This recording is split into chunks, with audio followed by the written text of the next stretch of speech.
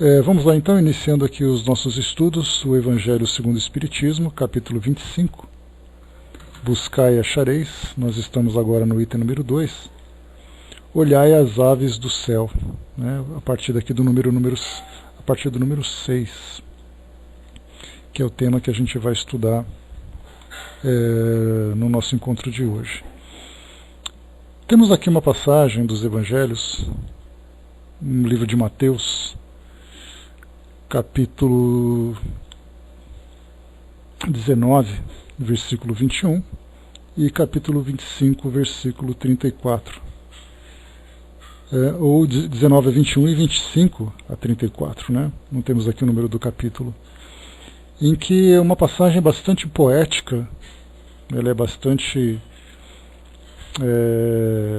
traz uma beleza para nós a respeito dos cuidados que Deus dedica a cada um de nós, mas que há necessidade de nós fazermos uma reinterpretação daquilo que nos é passado, como sendo um Deus provedor, sem a preocupação de nos estimular ao nosso desenvolvimento, ao nosso crescimento.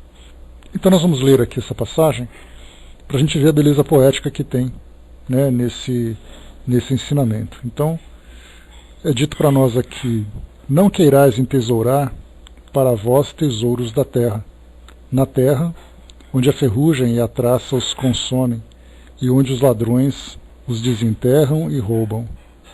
Mas entesourai para vós tesouros do céu, onde não os consomem a ferrugem nem a traça, e onde os ladrões não o desenterram nem roubam, porque onde está o tesouro, aí está também o teu coração. Portanto vos digo, não andeis descuidados ou descuidosos da vossa vida, que comereis, nem para o vosso corpo, que vestirei.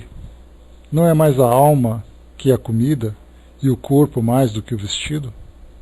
Olhai para as aves do céu, que não semeiam, nem cegam, nem fazem provimentos nos celeiros, e contudo vosso Pai Celestial as sustenta. Porventura não sois muito mais do que elas? E qual de vós, discorrendo, pode acrescentar um côncavo à sua estatura? E por que andais vós solícitos pelo vestido? Considerai como crescem os lírios do campo. Eles não trabalham nem fiam. Digo-vos mais, que nem Salomão em toda a sua glória se cobriu jamais com um destes, pois se ao feno do campo, que hoje é e amanhã é lançado ao forno. Deus veste assim, quanto mais a vós, homens de pouca fé. Não vos aflijais, dizendo: que comeremos, ou que beberemos, ou com que nos cobriremos? Porque os gentios é que se cansam por essas coisas. Porquanto vosso Pai sabe que tendes necessidade de todas elas. Buscai primeiramente o reino de Deus e a sua justiça, e todas essas coisas se vos acrescentarão. E assim não andeis inquietos pelo dia de amanhã, porque o dia de amanhã a si mesmo trará seu cuidado, e o dia basta a sua própria aflição.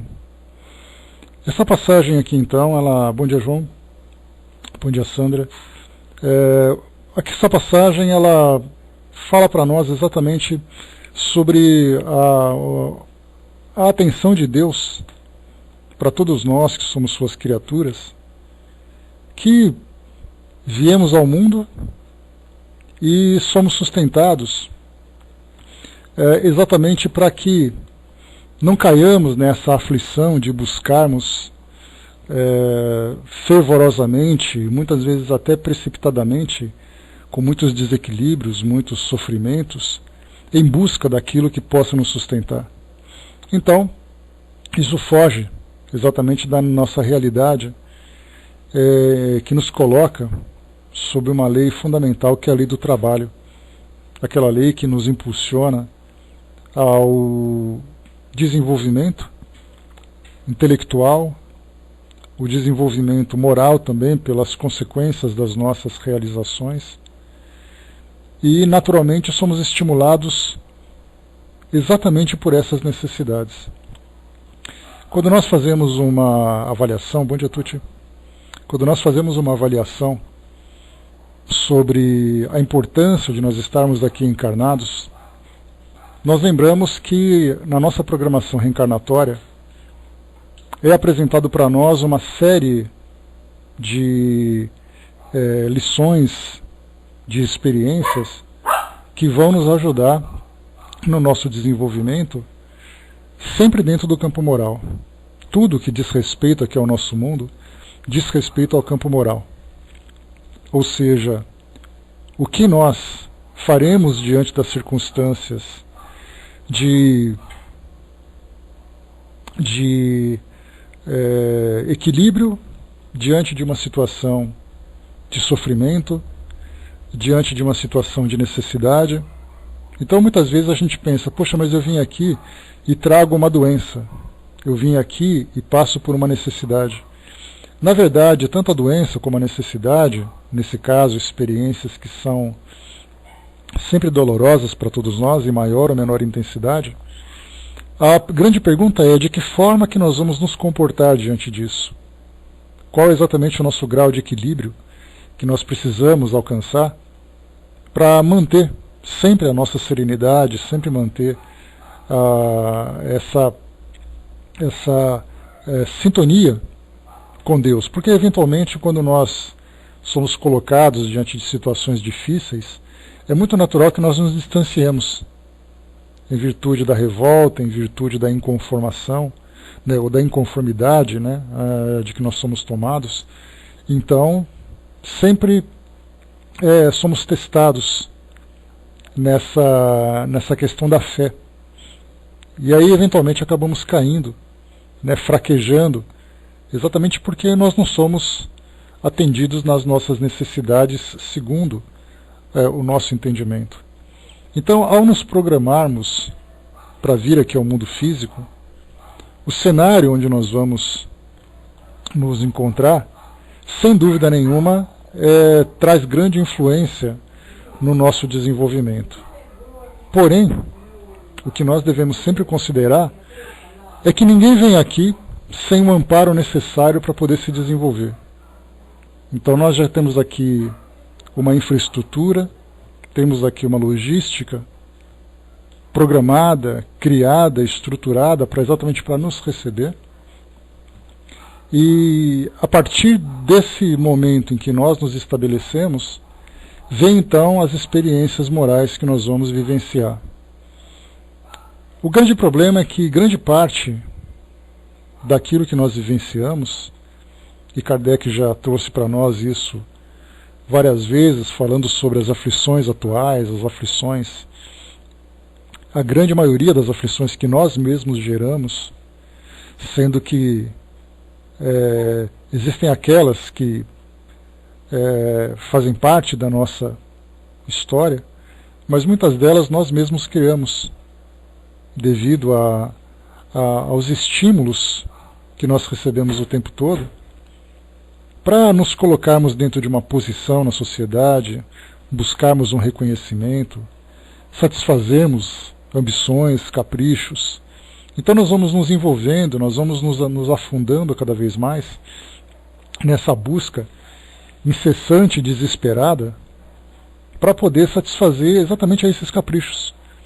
E o mais importante da nossa programação vem exatamente dentro do campo moral, aquela tarefa que deve ser realizada, e nós simplesmente deixamos em segundo plano, acreditando que isso não tem lá muita importância, porque o que vale para nós é desfrutar exatamente desses momentos, desses prazeres que a vida pode oferecer, e nós fazemos isso não tomado por um sentimento egoísta de nós querermos por uma ambição desenfreada. Na verdade, são os estímulos que nós recebemos, que nós somos tão acostumados a viver dessa forma, somos tão acostumados a consumir ou buscar essa posição, porque nós aprendemos a viver assim. Nós lembramos que desde a educação mais primitiva que nós temos, né, naquelas necessidades mais básicas, nós já somos estimulados no consumo, em busca dessas necessidades pelos nossos pais, que foram pelos pais deles, que foram pelos outros pais, e assim cada geração trazendo para nós esse modelo de vida. Porque o que vale para nós é exatamente construirmos uma imagem, assumirmos uma posição uns diante dos outros, e por isso nós vemos essa grande competitividade que temos hoje, né? Inclusive essas são filosofias adotadas não apenas por famílias, mas por nações, que querem mostrar exatamente a sua grande importância pela imponência material que apresentam. Então isso faz parte do nosso modo de viver. E isso vem, né, é uma vivência milenar. A riqueza sempre trouxe conforto, o conforto sempre foi desejado, sempre foi invejado. Então todos nós vivemos sempre observando, né, esse brilho material que a vida vai oferecendo para nós, ou vai apresentando. E quem consegue alcançar esse brilho é sempre aquele que inicialmente se mostra como uma pessoa mais feliz. Já aqueles que estão distantes dessas conquistas são aqueles sofredores, aqueles angustiados, né? Porque a vida material, sem dúvida nenhuma, ela impõe para nós muitas restrições, e essas restrições trazem muitos sofrimentos. Mas o sofrimento maior que nós temos não é necessariamente um sofrimento moral, não um sofrimento material, mas é exatamente um sofrimento moral. Esse sofrimento moral é aquele orgulho ferido, é aquela frustração de não conseguirmos ter alguma coisa que para nós traria aquela satisfação caprichosa. Eu queria comprar, eu queria possuir, eu queria estar, eu queria ir. E como a gente não pode, a gente vai sofrendo.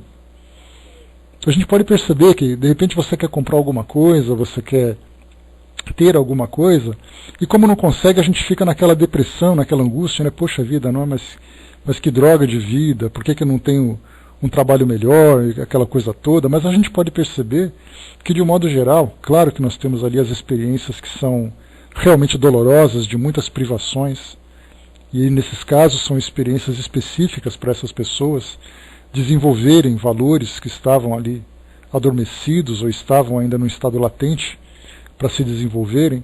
Mas de um modo geral nós podemos perceber que aquilo que nós temos, a vida que nós temos, é uma vida que oferece para nós tudo aquilo que é suficiente para que a gente possa seguir a nossa jornada tranquilamente.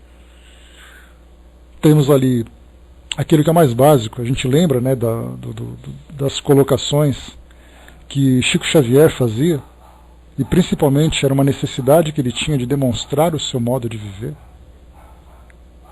Por isso que ele tinha tanta exposição, fotografavam o seu quarto, registravam o modo como ele vivia, exatamente para mostrar essa simplicidade, esse desapego às coisas do mundo material, para poder endossar aquilo que ele trazia nas suas instruções, nos seus ensinamentos, no seu modelo de vida. Então por isso que muitas vezes ele estava fazendo o seu trabalho, e enquanto isso uma câmera filmando o seu quarto, filmando a sua casa.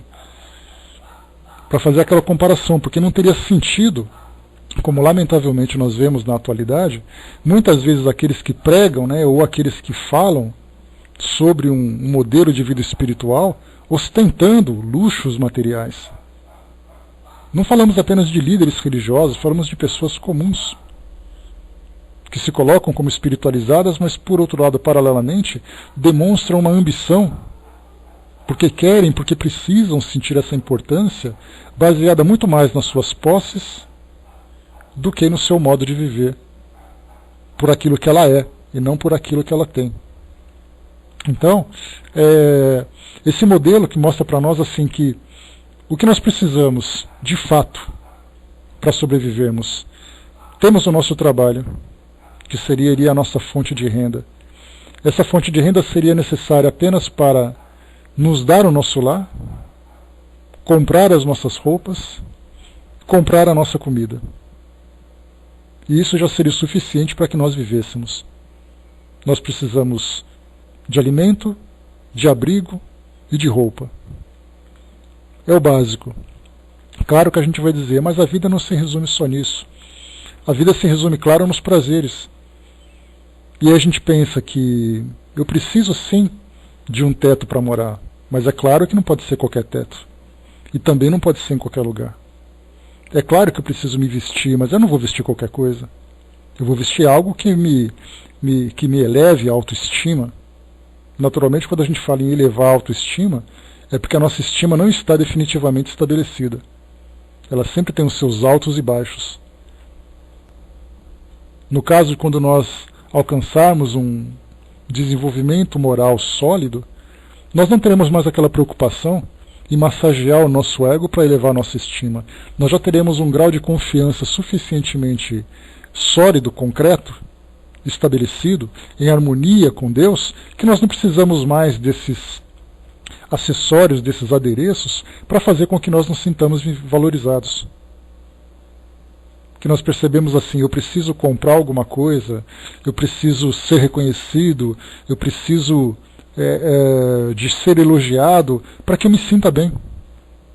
Então olha ainda, né, a dificuldade que nós temos de nos reconhecermos dentro desse grande potencial de espíritos imortais que nós somos. Nós queremos nos alimentar, mas é claro que nós não vamos nos alimentar do básico. Nós queremos comidas caprichosas, saborosas e tudo mais. O nosso entretenimento, nós precisamos daquele momento de relaxamento, mas nós queremos relaxar em alto estilo. Eu preciso me locomover, é claro, não vou me locomover com qualquer coisa. Eu quero comprar o melhor carro, mais confortável. Eu quero ser naturalmente reconhecido por todos por aquilo que eu possuo. Né? A Sandra colocou, né? Antes eu ouvia aquela música Casinha Branca, eu achava ela depressiva, mas hoje em dia a minha maturidade seria ideal para mim. Inclusive eu cheguei a ouvir um comentário de uma dessas músicas, né, que nós tanto ouvimos falar, e elas acabam se tornando realmente depressivas, que você pensa naquela vidinha simples, né, muitas vezes até naquela vidinha interiorana, né, onde basta que você tenha a sua casinha, que você vá até o armazém ou até a venda, né, em alguns lugares como é chamado, aquele mercadinho, compra a sua comida, naquela vidinha, né, de um dia depois do outro e tudo mais, e nesses intervalos, né, olá fraterna, onde nós satisfazemos as nossas necessidades, vem ali as nossas atividades. Então o que nós vamos fazer da nossa vida? Porque o nosso sustento já está garantido. E o que nós vamos fazer, né, com o tempo de que nós dispomos entre satisfazer essas nossas necessidades básicas e o nosso trabalho? E a nossa vida acaba ficando muito tediosa, porque a nossa preocupação não é assim, olha, eu tenho que aproveitar meu tempo para tentar ser útil de alguma forma, tentar construir de alguma forma, porque eu sou um espírito e eu vivo em função dessa realidade, não dessa ilusão de que eu sou um indivíduo material que precisa desse conforto material. Mas não é assim que nós vivemos ainda. Estarmos aqui no nosso mundo é estarmos constantemente bombardeados por esses estímulos, exatamente porque é um ciclo meio vicioso nesse caso. E qual é esse ciclo vicioso? O trabalho depende da produção, porque se uma empresa não produz, ela não te oferece emprego. Se você não tem emprego, você não consome. Então a gente fica assim, consumindo e produzindo, e sempre querendo cada vez mais. E os espíritos chamam muito a nossa atenção quando falam sobre o excesso de consumo, falam sobre o supérfluo. E isso quando falava para Kardec sobre o necessário e o supérfluo, né, que é um dos temas lá do nosso O Livro dos Espíritos, na lei de conservação, lá da terceira parte, ele falava sobre o abuso que nós ainda praticamos diante dessas necessidades. E falava disso para ele no século XIX, que naquela época também se tinha o abuso. Então, naquela época nós víamos ali indivíduos que tinham grandes propriedades de terra, que se valorizava exatamente por aquilo que ele possuía, não do uso que ele fazia. Não importa o que ele fazia com aquilo tudo. O que importa é que ele tinha. O que importa era a posição que ele ocupava. E aí então, passadas mais de de 15, 20 décadas quase que nós estamos chegando, nós estamos agora vivendo um consumismo desesperado, um consumismo desenfreado. Recentemente, postei lá na nossa fanpage do Espiritismo.net um artigo que foi publicado no site das Nações Unidas, aqui do Brasil, falando sobre, diz assim o artigo, a manchete, o título do artigo, né? Extração mundial de matérias-primas triplicou em 4 décadas. E aqui nós temos o subtítulo: a quantidade de matérias-primas extraídas da Terra passou de 22 bilhões de toneladas em 1970 para 70 bilhões de toneladas em 2010. Então, de 22 bilhões de toneladas para 70 bilhões de toneladas, segundo o relatório apoiado pelo Programa das Nações Unidas para o Meio Ambiente. Os países mais ricos consomem em média 10 vezes mais recursos que os mais pobres e 2 vezes mais que a média mundial. Se a tendência se mantiver, em 2050 o planeta precisará de 180 bilhões de toneladas de matérias-primas anualmente. E aqui depois tem o artigo, para quem quiser lê-lo na íntegra, dá uma chegadinha lá na nossa fanpage do Espiritismo.net, procura ali um pouquinho para baixo. É um artigo publicado no dia, eu publiquei aqui no dia 21 de julho, né, e vocês vão encontrar o artigo completo, ele é muito interessante. Inclusive eu coloquei como referência exatamente a questão 716 do nosso Livro dos Espíritos, quando Kardec pergunta: a natureza não traçou o limite do necessário em nossa própria organização? E os Espíritos responderam: sim, mas o homem é insaciável. A natureza traçou limites das suas necessidades na sua organização, mas os vícios alteraram a sua constituição e criaram para ele necessidades artificiais. Então isso aqui foi o que eu utilizei para embasar esse artigo. E a gente vai perceber que esse consumo não apenas aumentou em virtude do aumento também da própria população. Porque, sem dúvida, nós hoje temos uma quantidade de habitantes muito maior do que na época de Kardec. O planeta naquela época tinha 1 bilhão de pessoas, 1,5 bilhão de pessoas, hoje tem 7.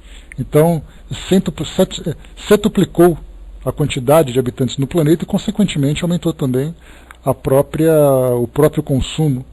E a matéria-prima que é extraída da natureza é a fonte primária de tudo isso. Mas o grande problema é que, ao mesmo tempo que a população aumentou, aumentaram também os caprichos, né? E esses caprichos que nós vamos vendo exatamente nesse grande problema. Esses vícios morais, essa necessidade de satisfação do ego, de satisfação da vaidade, é o que faz com que a gente busque não apenas aquilo que nós precisamos, mas nós escolhemos exatamente aquilo que vai nos satisfazer. Por isso que nós vimos, né, inicialmente, o alimento, o abrigo e o vestuário. E claro, conforme a gente vê que a nossa sociedade vai se desenvolvendo, vem ali o transporte, vem ali a infraestrutura que é necessária e tudo aquilo que nos dá toda essa segurança para a nossa própria vida. Mas nós criamos então esses artifícios, né, ou esses recursos, essas necessidades artificiais.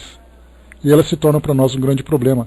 Porque não é apenas uma questão ecológica que deve ser observada, mas são os problemas que nós mesmos geramos. Porque nós trabalhamos hoje, na verdade, não para satisfazer as nossas necessidades básicas. Nós trabalhamos para tentar desesperadamente satisfazer esses caprichos artificiais. Trabalhamos, nos desgastamos, passamos uma vida inteira nesse trabalho todo, e quando nós olhamos para trás a gente pergunta: mas o que exatamente a gente produziu como fruto do nosso trabalho? Na verdade, a gente simplesmente vê as contas que foram pagas, os resíduos que nós geramos. E aí a gente percebe que toda a programação que nós temos da nossa existência aqui no mundo físico, ela foi muito pouco aproveitada, porque a nossa vida ela passou em função da satisfação dessas necessidades extras que nós criamos. Claro que isso pode parecer muito utópico da nossa parte, né, porque as nossas utopias de imaginar um mundo perfeito, um mundo onde todos têm ali recursos distribuídos, em que todos se satisfazem com o mínimo de que precisam. Nós vemos muitos filmes hoje que falam sobre isso, filmes futuristas, né? Filmes futuristas que mostram para nós aquela vida ideal, onde consumimos apenas aquilo que é necessário e o resto a própria sociedade nos oferece.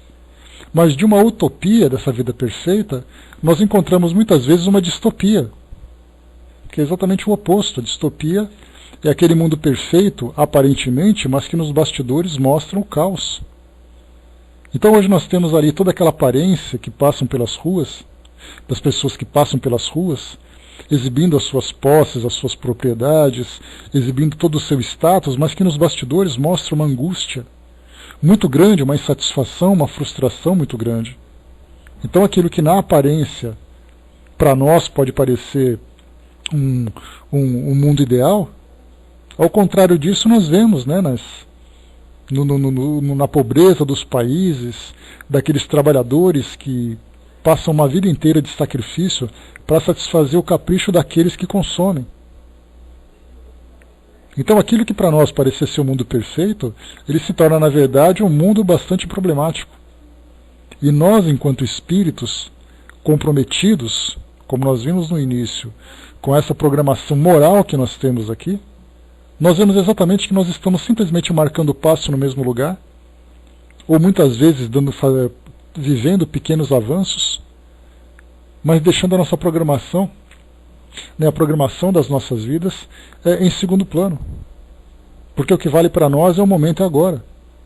Já falamos várias vezes, né, sobre esses pensamentos, esses ditados que são ditos na nossa sociedade, que o importante é viver a vida intensamente, aproveite cada minuto da sua vida, porque a vida é muito curta.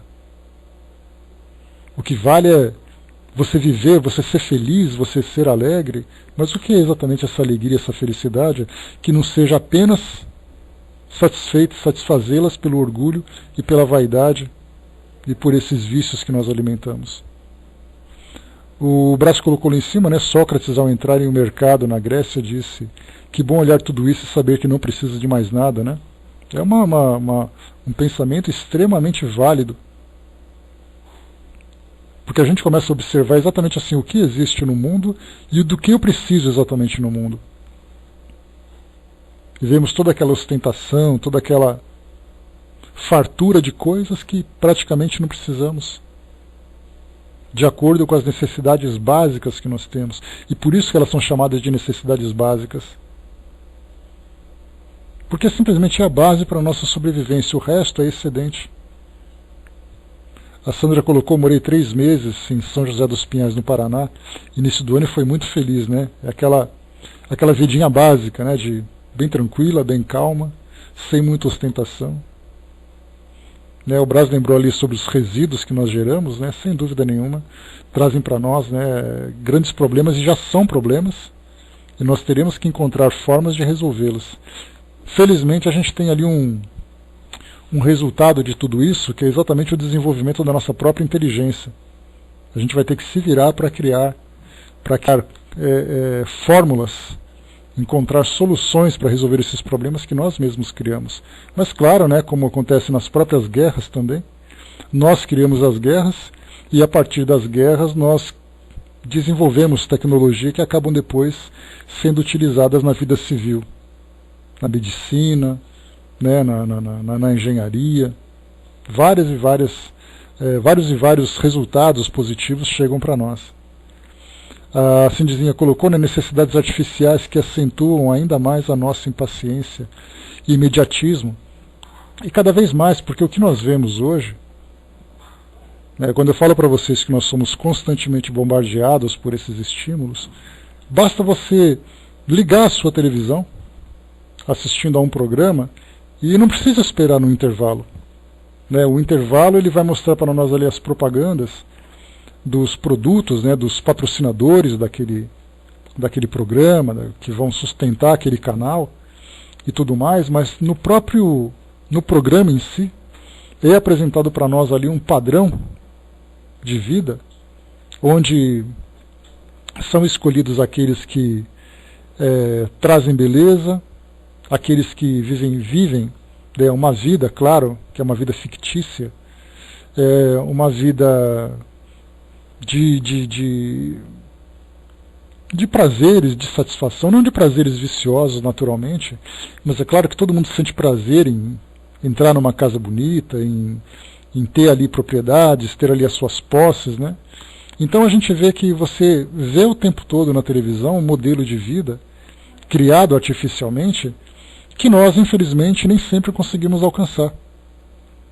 Então essa insatisfação é o que vai ser exatamente o início dessa impaciência e desse imediatismo, porque essa ideia da vida espiritual, para nós, ela é reconfortante para nos dar aquilo que nós não conseguimos ter.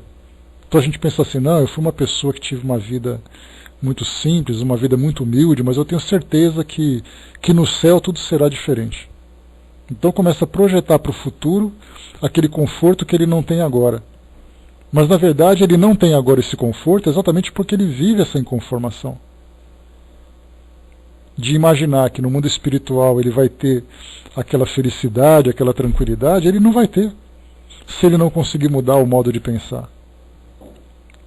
Porque aquele indivíduo que vive hoje no mundo físico com tantas e tantas necessidades que ele mesmo estabeleceu, a gente vê, né, os estímulos da eletrônica, onde celulares, tablets, computadores, relógios, produtos de toda sorte, né, que são caríssimos, mas que na verdade oferecem ali apenas aquilo que qualquer outro aparelho ofereceria. Mas nós queremos aquele. Nós vemos nessa chamado sempre de ostentação, né, uma palavra muito utilizada na atualidade, principalmente nesse ambiente de redes sociais, onde todos fotografam, onde todos se expõem para mostrar aquilo que possuem, aquilo que desejam ser. E foi mostrado, inclusive, né, que numa pesquisa interessante, mostrando que as redes sociais elas trazem para nós sempre um sentimento angustiante muito grande. Porque muitas vezes as pessoas criam um cenário e se fotografam mostrando uma alegria, uma felicidade, e muitas vezes a gente olha essa felicidade e pensa assim, poxa vida, mas a minha vida não é assim. Sendo que na verdade aquela fotografia foi tirada de um modo artificial. Porque embora estivesse sorrindo, embora estivesse vestindo, estivesse com um cenário, a vida daquela pessoa traz tantos problemas como de qualquer outra. Então a gente vai mostrando uma aparência que foge a essa realidade. É como se nós tivéssemos necessidade de sermos reconhecidos, pelo menos artificialmente. Como se tivéssemos medo de expor aquilo que somos, aquilo que estamos vivendo. E todos esses problemas, mais uma vez, são problemas que nós mesmos criamos, porque o básico é exatamente esse provimento que nós temos por parte de Deus. Quando Jesus diz, olhai as aves do céu, que elas não se preocupam com amanhã, porque elas têm todos as suas necessidades satisfeitas dia após dia. A mesma coisa acontece conosco, mas é claro que as coisas não vêm de mão beijada. As coisas não caem simplesmente do céu. Na verdade, o que nos é oferecido vem exatamente através das oportunidades. Oportunidade do trabalho. Então você trabalha, você produz, você tem de volta o retorno, a recompensa daquilo que você fez, e isso já será o suficiente para que você tenha o básico. Então você não precisa se preocupar com o resto.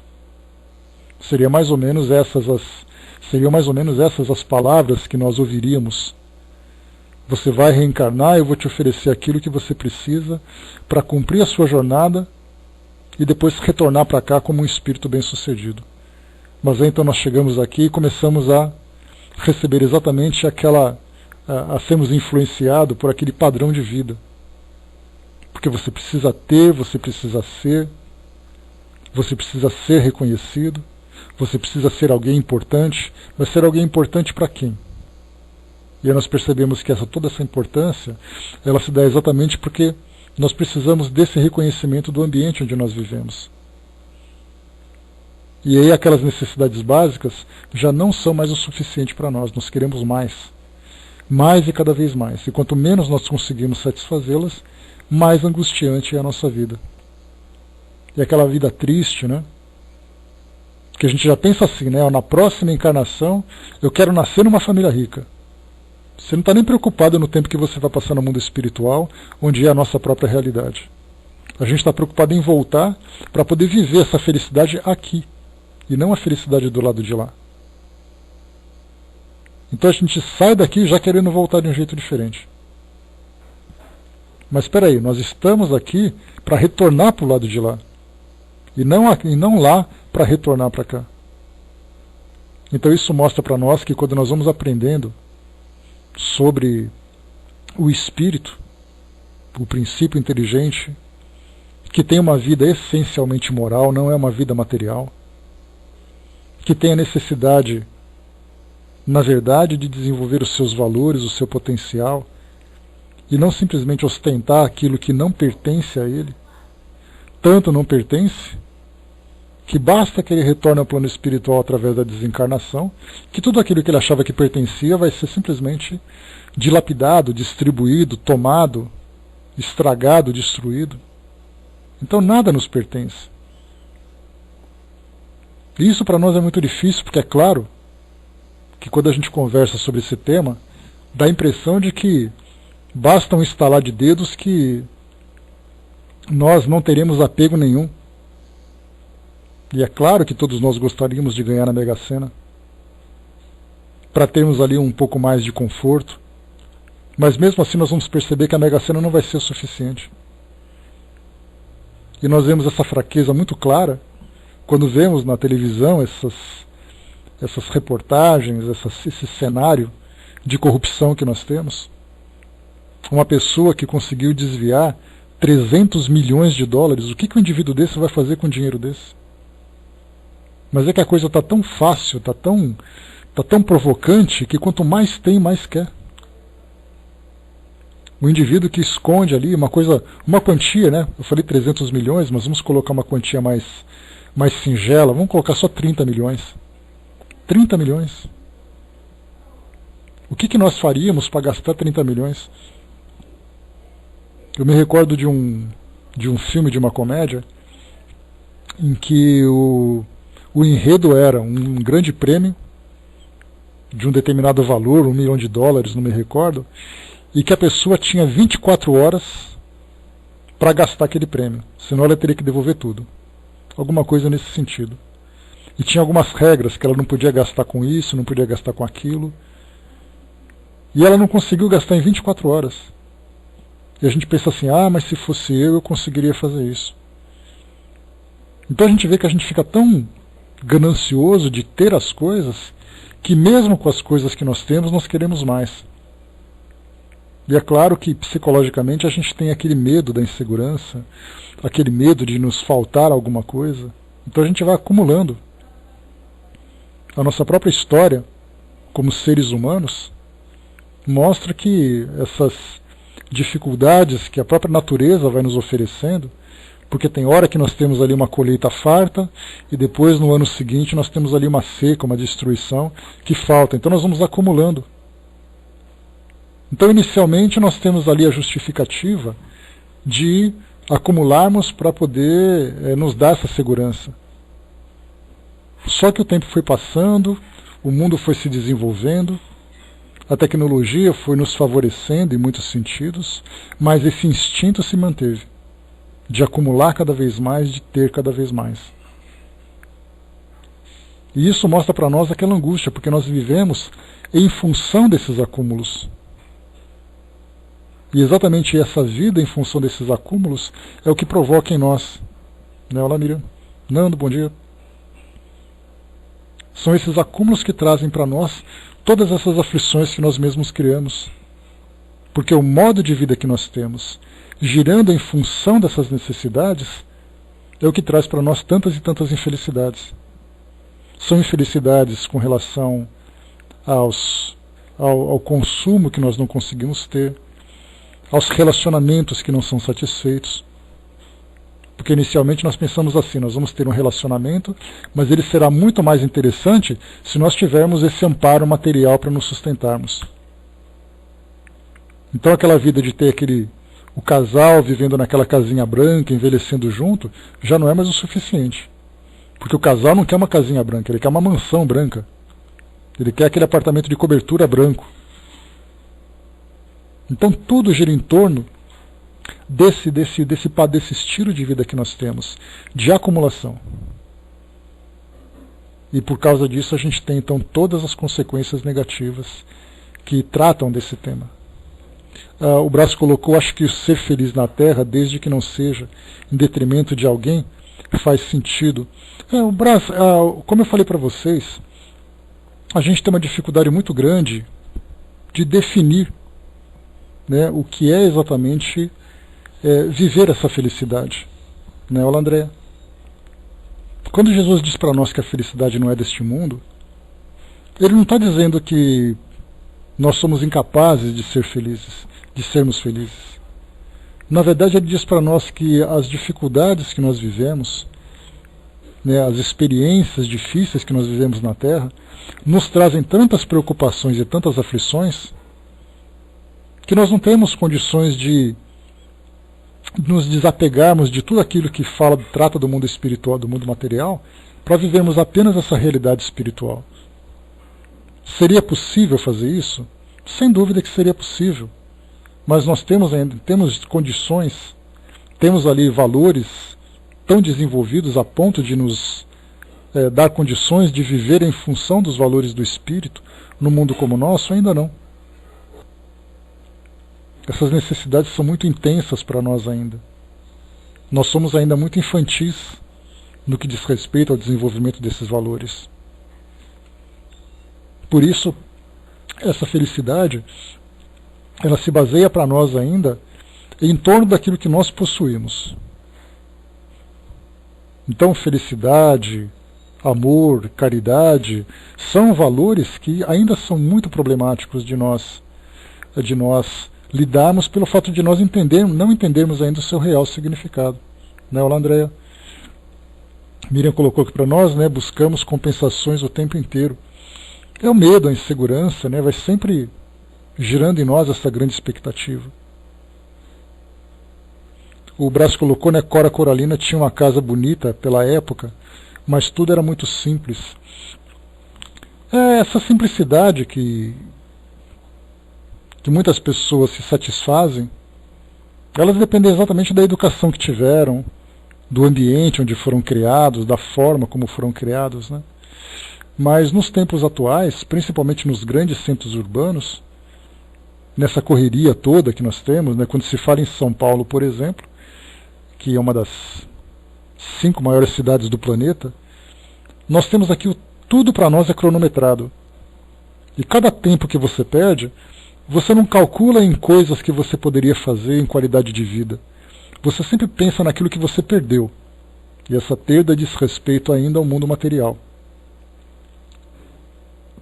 Então a gente nunca pensa na qualidade de vida. E são poucos aqueles que nós vemos hoje que mudam esse padrão. Que tomam coragem e dizem assim, olha, eu quero viver dessa forma. Mas aí eles são observados, eles são apontados por aquilo que eles deixaram para trás, por aquilo que eles perderam. Então sai nos jornais, por exemplo, um indivíduo que tinha uma formação acadêmica de grande reconhecimento na sociedade, e ele diz assim, o indivíduo abandonou o emprego que ele tinha para viver numa pequena propriedade no interior, criando galinhas, numa horta e tudo mais. As pessoas pensam, como ele é louco de fazer isso? Ele tinha tudo para ser feliz e abandonou tudo para viver no interior. E a gente pensa assim, mas espera aí, mas quem garantia que ele era feliz fazendo aquilo? Naquela competitividade, naquele drama todo, naquela pressão de ter que produzir, de ter que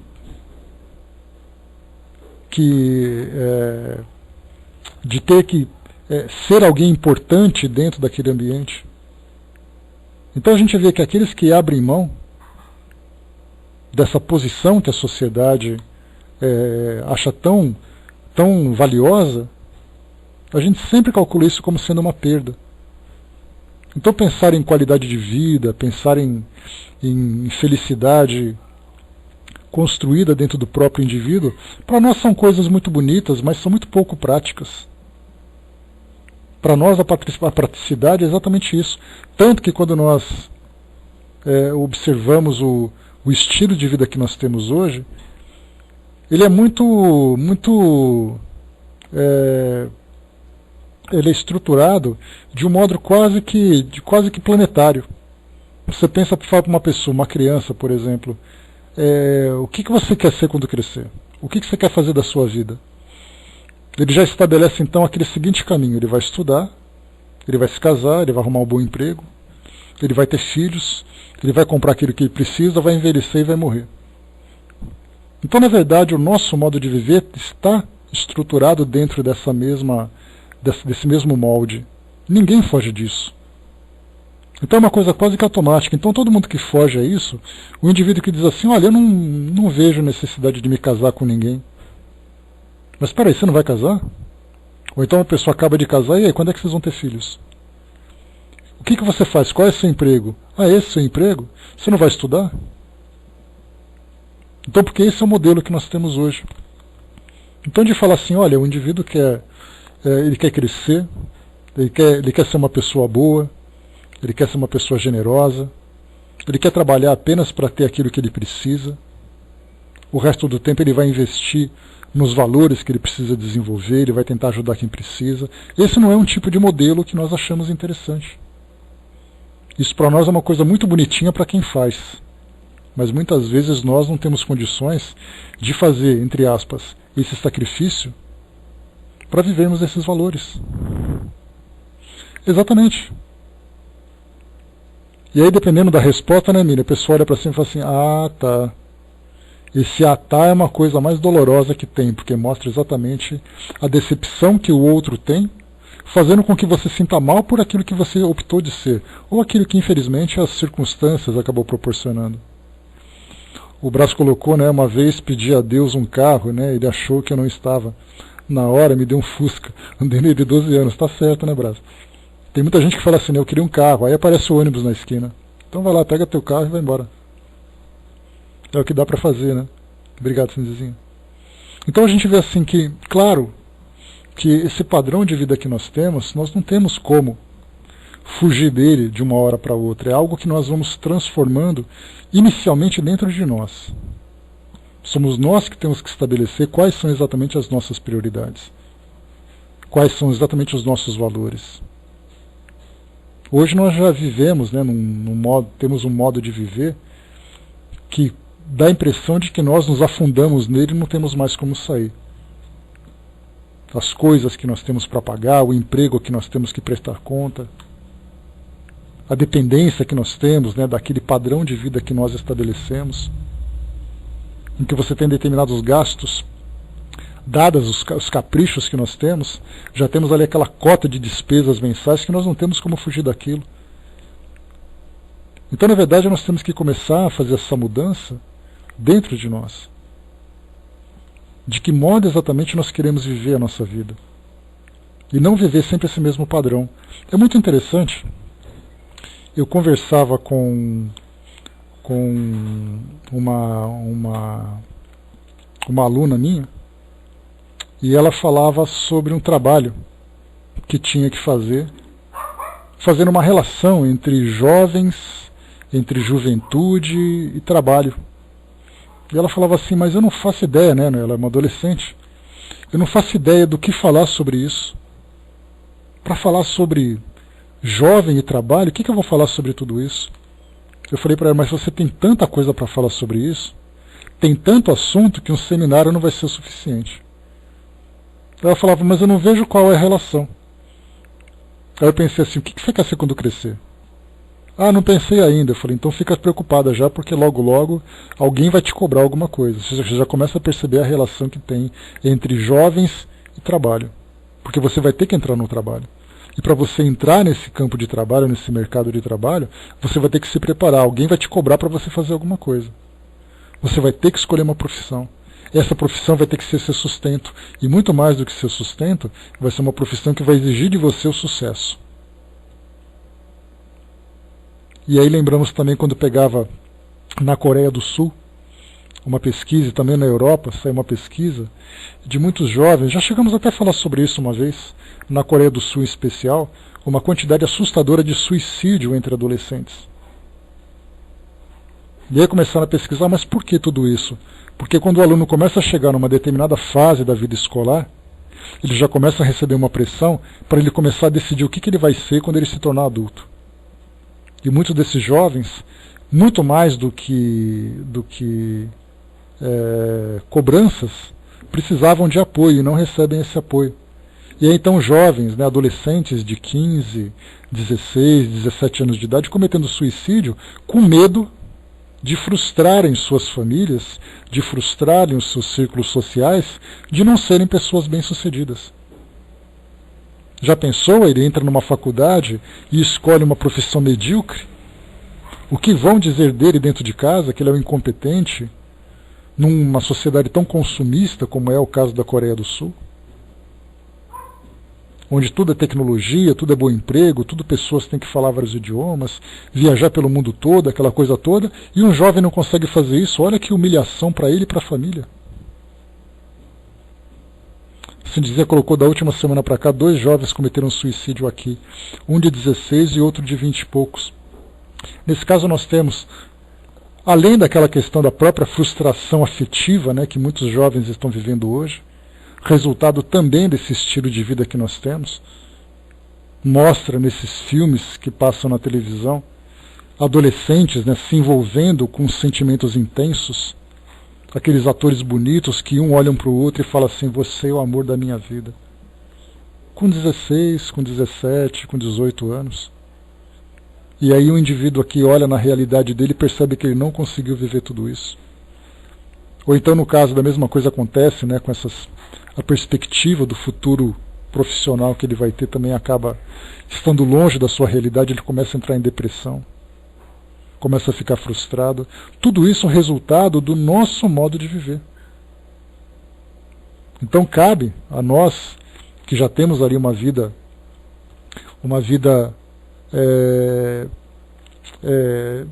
já vivida em grande parte, embora nós tenhamos muito que viver ainda, e essa experiência de vida que nós temos nos dá a possibilidade de olhar para trás e perceber aquilo que nós caminhamos e começar a caminhar de um modo diferente, né, para vivermos esses anos que nós temos pela frente, né, de um modo de melhor qualidade, né, mostrarmos exatamente para aqueles que estão começando agora, para essa nossa juventude, o que eles querem para a vida deles.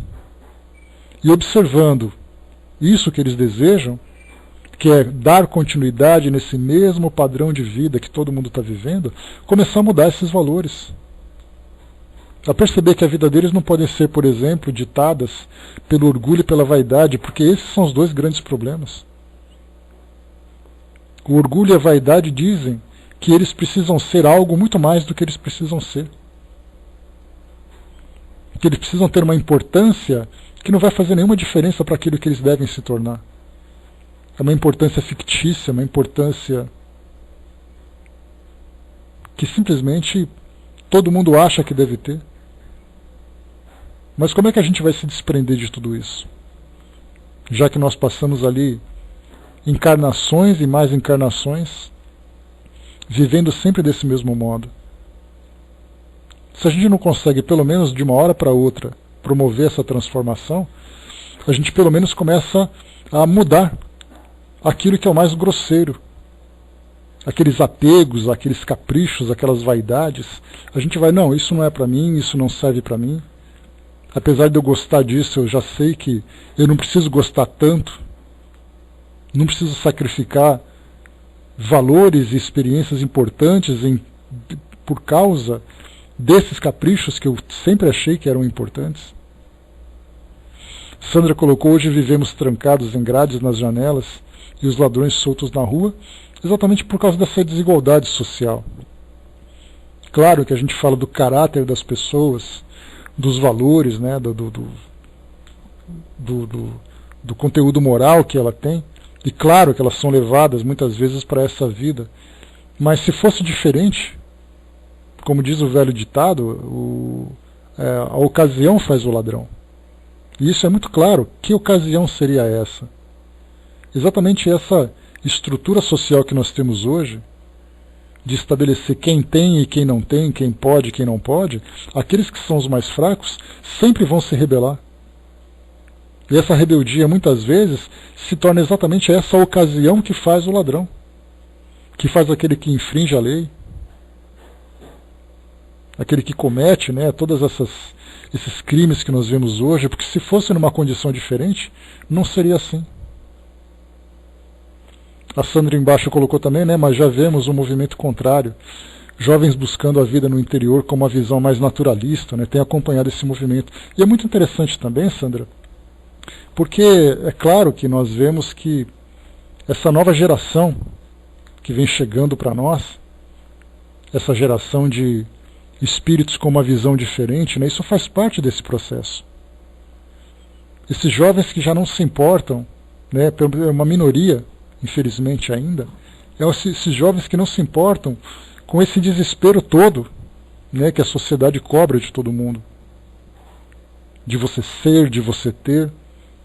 São jovens que apresentam assim, uma mentalidade muito mais tranquila, muito mais equilibrada, que mesmo vivendo em grandes cidades, se preocupam com movimentos sociais, se preocupam com essas responsabilidades, né, de tentarem fazer alguma coisa diferente. Mas, por outro lado, nós temos ainda aquela grande leva que continua vivendo em torno dessas necessidades, né, supérfluas que nós vemos. Né, o que é muito positivo, né, esse sinal de vermos já essas luzes se acendendo no nosso meio. O Brás colocou, né, um repórter uma vez teve uma grande decepção ao perguntar ao menino dos morros do Rio de Janeiro o que ele queria ser quando crescer. A resposta foi: quero ser bandido, né? Essa é uma dessas entrevistas, Brás, foi naquele documentário Falcões do Tráfico, feito por um DJ, eu acho que era no Rio de Janeiro, né, nas comunidades cariocas, né? Então ele estava fazendo exatamente esse documentário, observando o comportamento dos jovens, das crianças no meio de tráfico de drogas. E os seus ídolos eram exatamente esses, né? Como dizia Cazuza, meus heróis morreram de overdose. Outros poderiam dizer, meus heróis morreram executados. Exatamente porque os heróis são aqueles que estavam no poder, que estavam ali influenciando. Deixa eu ver aqui. André colocou, né, num trabalho voluntário de apoio escolar, tive a oportunidade de, numa conversa, perguntar para algumas crianças. Uma queria ser piloto de caça, o outro médico, e uma menina olhou para mim e perguntou, posso ser mãe? Pois é, bonitinho, né? Isso é muito legal de ver, porque é exatamente esse sonho que nós trazemos ainda, que nós queríamos que ele fosse satisfeito para que nós fôssemos felizes. Só que nós percebemos que tudo aquilo que nós planejávamos quando éramos crianças, quando tínhamos ainda aquela ingenuidade e tudo mais, elas acabaram ficando sufocadas pela realidade que impunha esse tipo de comportamento. A Sandra colocou, né, pela educação que podemos ajudar a nossa mudança. O exemplo da cidade, escola, aí em Guaporé, né? E o detalhe também, Sandra, é que essa educação que nós apresentamos para esses jovens, né, ou mesmo para os filhos, né, que hoje são parte dessa nova geração, é aquela coisa, faz o que eu mando, não faz o que eu faço. Então a gente vê que o grande modelo deve ser apresentado exatamente pela mudança de vida daqueles que se tornam exemplos para esses jovens. Então falar, né, porque a gente vê muito isso, né, olha, você precisa fazer isso, mas o indivíduo mesmo não consegue fazer diferente. Pelo fato de estar envolvido ainda nesse grande círculo vicioso da nossa sociedade. Porque ele aprendeu que ele precisa ser importante quando era jovem, quando era criança, e ele continua vivendo isso. Ele não consegue simplesmente abrir mão de tudo para dizer, não, a partir de agora a minha vida vai ser diferente. Então a gente vê o exemplo, ele acaba sendo muito mais forte do que as palavras. Então, claro, tem o seu valor, vamos educar os nossos jovens, mas vamos mostrar de que modo tem que ser vivido. Então, cada um de nós agora, a gente pode começar a pensar de um modo diferente. E é uma luta muito difícil, porque seria mais ou menos, nós estamos tão viciados, né, nos efeitos do orgulho e da vaidade, que você abrir mão disso é como se você entrasse numa crise de abstinência. De você dizer assim, olha, a partir de agora eu vou viver uma vida simples. E eu não vou me importar o que as pessoas vão dizer. Porque eu tenho aquilo que eu preciso, eu tenho as minhas necessidades mais fundamentais, mais básicas, e agora eu posso me tranquilizar, eu posso relaxar e começar a viver realmente, a produzir. Só que esse produzir não é um produzir material, é um produzir moral, porque é algo que ninguém valoriza. As pessoas não vão perguntar para você, escuta, quantas pessoas você já ajudou na sua vida? As pessoas vão perguntar, quanto que você já ganhou na sua vida?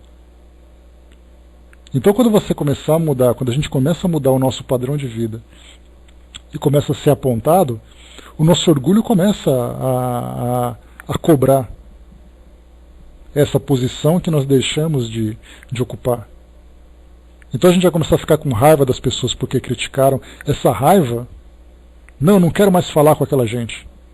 Aquela pessoa só fica falando mal, ela me incomoda e coisa e tal. Isso é resultado do orgulho. O orgulho está reclamando. Não tem mais aquela coisa assim, mas você não tem, relaxa. Eu não preciso mais. Nossa, mas você é muito bobo. Não tem problema. Alguém fazer uma crítica desse tipo para nós, dá vontade de pegar no pescoço e esganar ela. Quem é você para falar de mim? Eu não te devo satisfação. Não é ele que está falando, é o orgulho. O orgulho ferido, o orgulho cutucado, provocado. Então temos sempre que começar a trabalhar isso dentro de nós para que nós mesmos não nos sintamos incomodados por aquilo que nós deixamos de fazer ou deixamos de ter. Ninguém está falando em loucura de sair rasgando dinheiro, não é nada disso. A gente fala assim de viver de um modo diferente diante daquilo que nós temos. Diante daquilo que a gente tem. Então, mudar o modo de pensar. Essa mudança de pensamento, ela precisa, claro, de uma referência, né? É aquela história que a gente sempre fala, mas por que eu tenho que fazer isso? Exatamente porque fazer isso valoriza muito mais aquilo que nós somos na essência. Que embora o mundo hoje não valorize, tanto que nós temos que até mesmo hoje as escolas religiosas trazem para nós essa visão materialista. Confie em Deus que Ele vai te dar tudo o que você quer. Deus não vai te dar tudo o que você precisa. A ideia é aquela coisa, né? Deus não te dá o que você precisa, Deus te dá o que você quer. E a gente sabe que tudo que a gente quer é capricho. Porque Deus dá aquilo que a gente precisa, assim como as aves. Nesse exemplo que Jesus trouxe. As aves têm suas moradias nos ninhos, nas árvores. As árvores já estavam ali. As aves vão se alimentar dos frutos das árvores, os frutos já estavam lá. Então, na verdade, nós temos a oportunidade do trabalho. O trabalho surge, ele já estava lá. Nós temos ali a nossa inteligência, a nossa capacidade de realização, isso já estava lá também. Mas nós queremos mais, cada vez mais. Então nós temos assim, essa relação com Deus, sempre uma relação de um provedor que vai nos dar muito mais do que a gente precisa, porque na verdade a gente quer muito mais. Então quando nós abrimos mão desses fluxos, que nós temos que aprender exatamente o que é esse supérfluo na nossa vida. Porque muita gente vai dizer assim, mas eu preciso do meu celular. Você precisa se comunicar, você não precisa desse modelo. Mas eu preciso de tal coisa, eu preciso estar em tal lugar. Então a gente vai estabelecendo exatamente os valores para todas as coisas que a gente tem. E tudo para nós é importante. Mas será que é importante mesmo? Será que as coisas têm esse valor que nós estamos dando para ela? Então, quer dizer, nós precisamos estar, nós precisamos ser, nós precisamos ter. Até que tudo se modifica.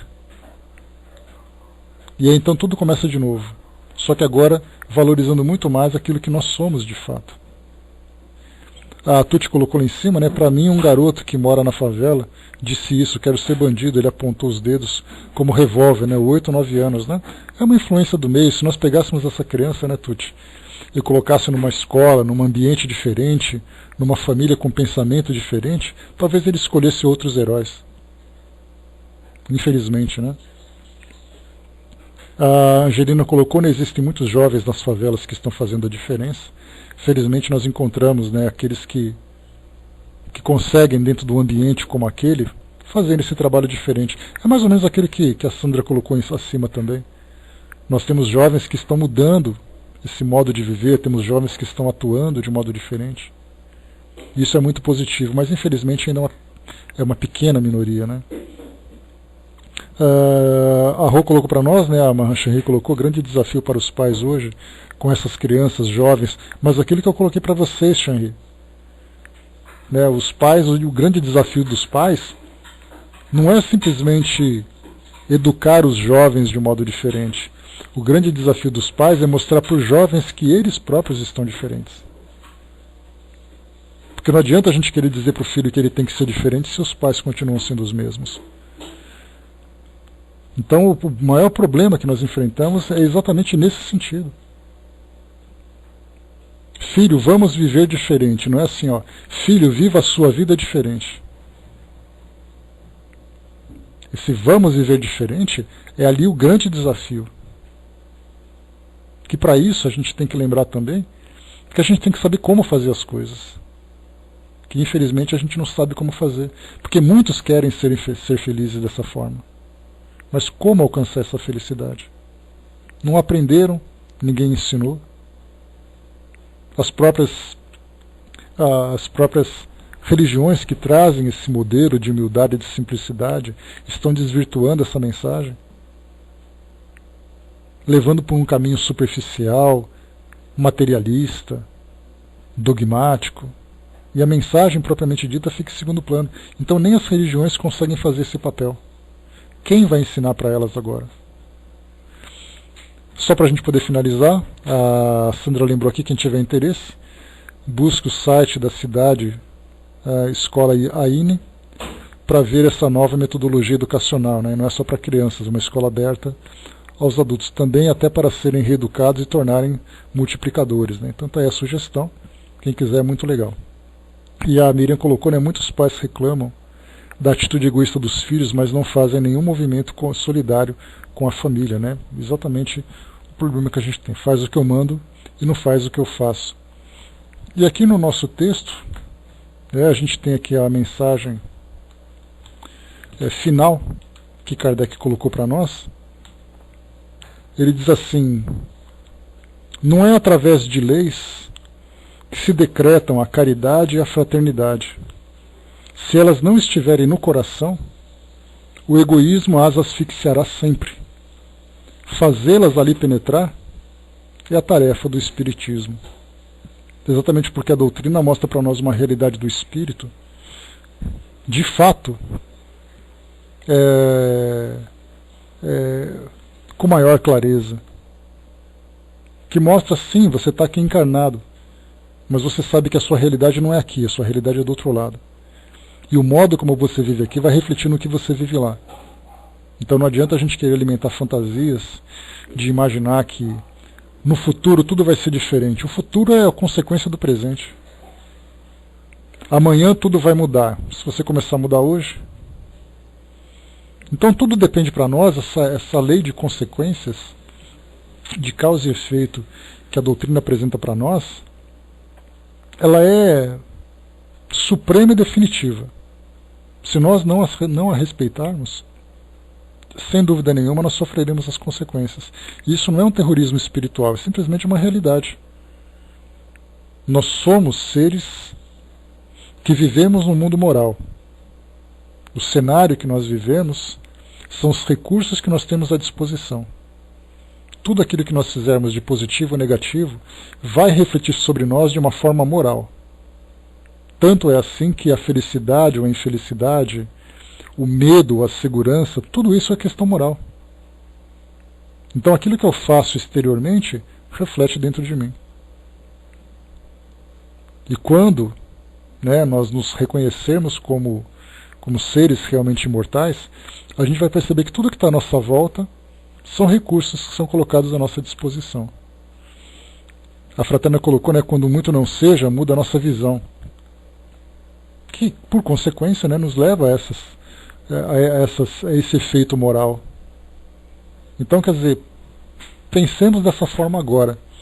Né, nunca é tarde para a gente poder promover essas transformações. Não é só a preocupação de educarmos aquele que vem depois, mas a nossa preocupação é de mudar nós mesmos. Se o nosso modelo, se a nossa visão transformada provocar esse efeito em torno de nós, ótimo, é uma consequência muito positiva. Mas o ponto principal é nosso. É como se nós pensássemos assim: eu sei que todo mundo está passando frio, e eu preciso fazer alguma coisa para poder aquecer essas pessoas. Então, na verdade, eu preciso inicialmente aquecer a mim mesmo. Então eu vou acender dentro de mim essa chama que eu preciso. Por consequência, essa chama vai começar a esquentar aqueles que estão à minha volta. Então tudo começa dentro de nós inicialmente. A Gerina colocou, né, o filme 5 vezes Favela, mostra a realidade vivenciada por moradores. Né? Tá aí a indicação, então, para quem quiser assistir. Então, pessoal, aqui o nosso tema de hoje, né, falava exatamente olhar as aves do céu, para a gente poder perceber que quando se fala, né, nessa mensagem trazida do Evangelho sobre aquilo que nos é oferecido, né, bom dia, revivendo, aquilo que nos é oferecido por Deus para a nossa vivência aqui no mundo material, oferece para nós aquilo que é o básico. E a partir desse básico nós nos desenvolvemos. Então, infelizmente, como nós vimos, né, para fazer uma revisão geral daquilo que foi estudado, infelizmente nós criamos necessidades. Muitas esse sem percebermos exatamente pelo modo de viver que foi trazido para nós. Né, esse padrão que foi estabelecido, que nós precisamos transformar, que nós precisamos rever para cada um de nós a partir desses ensinamentos que chegou para nós.